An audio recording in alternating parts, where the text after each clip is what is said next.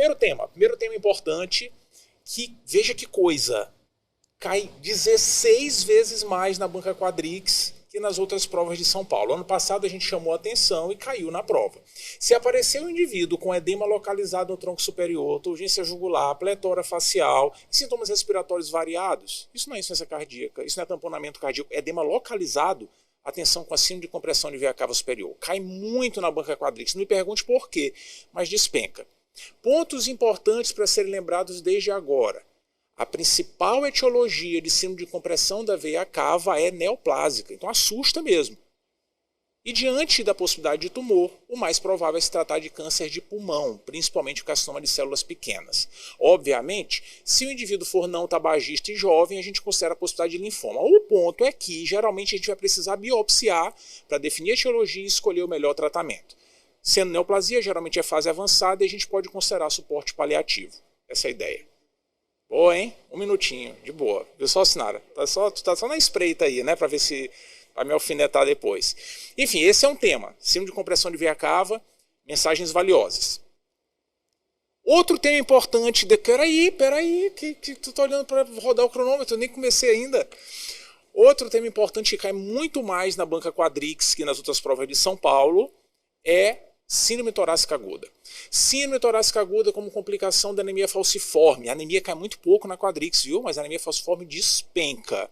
Síndrome torácica aguda é uma complicação grave e que é definida pela presença de infiltrado radiográfico novo associado a febre e ou sintomas respiratórios. Aí tu parece pensando assim, peraí, mas é igualzinho pneumonia? Dá até para entender assim, né? A pneumonia do paciente com anemia falciforme, embora nem sempre tenha pneumonia. Ela pode ser causada por infecção bacteriana, mas também por infecção viral, por embolia gordurosa, pode ser um infarto pulmonar por conta de crise vasoclusiva, um monte de coisa pode acontecer. O ponto é que o suporte tem que ser intensivo. Hidratação, antibiótico, mas e se não for pneumonia, tem que dar antibiótico, papai. Tem que dar analgesia e geralmente esses pacientes precisam de suporte de oxigênio suplementar e de transfusão, que pode ser simples ou transfusão de troca. Não esquecer de fisioterapia respiratória com espirometria de incentivo. Foi. Enfim, tem que ser rapidinho, né? Então vai rapidinho mesmo. Outro tema muito valioso e que não é um tema complexo, mas que cai muito na banca quadrix, úlceras genitais. Cai 8 vezes mais na quadrix que em outras provas. E qual é a pegada clássica?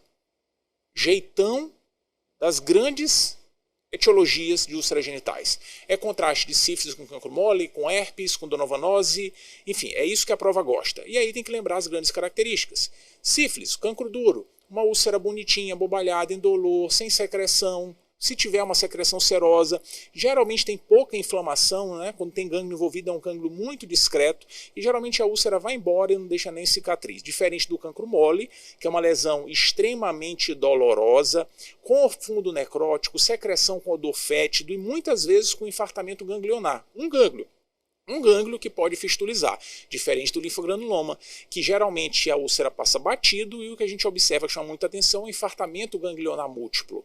Muitas vezes com fistulização em bico de regador. Herpes tem as vesículas e donovanose é uma lesão crônica diferente de tudo que a gente já viu na vida. Fechou, hein? Mais um minutinho. E agora, para encerrar de vez, que amanhã tem muito mais de tudo que a gente conversou aqui e da clínica médica, muitos temas importantes. Outro ponto que cai em qualquer prova, mas muito mais na quadrix. Crise de asma. 5 vezes mais na quadrix que qualquer outra prova de São Paulo. E aí, atenção, vou falar de beta-agonista não. Veja só, o tripé do tratamento da crise de asma é broncodilatador, não pode faltar, tem que dar mesmo, corticoide e oxigênio. Atenção com corticoide e oxigênio, hein? A banca quadrix gosta disso. Primeira coisa, oxigênio. A ideia do suporte de oxigênio é a gente dar se o paciente tiver com a saturação reduzida e veja, no adulto, o foco é manter a saturação entre 93 e 95, não precisa mais disso não. Isso já foi cobrado na prova. E o corticoide, cuidado. Corticoide não é para encharcar o paciente de corticoide, não. A ideia do uso do corticoide é a gente ofertar corticoide sistêmico na crise por 5 a 7 dias. 1 mg a quilo de prednisona não passando 50 mg. Cai assim? Cai assim. Desse jeitinho na prova. E aí vale atenção para um aspecto pontual. Se a gente quiser, a gente pode não usar o corticoide sistêmico e dar corticoide inalatório, mas se fizer isso, tem que ser dose muito, muito, muito alta.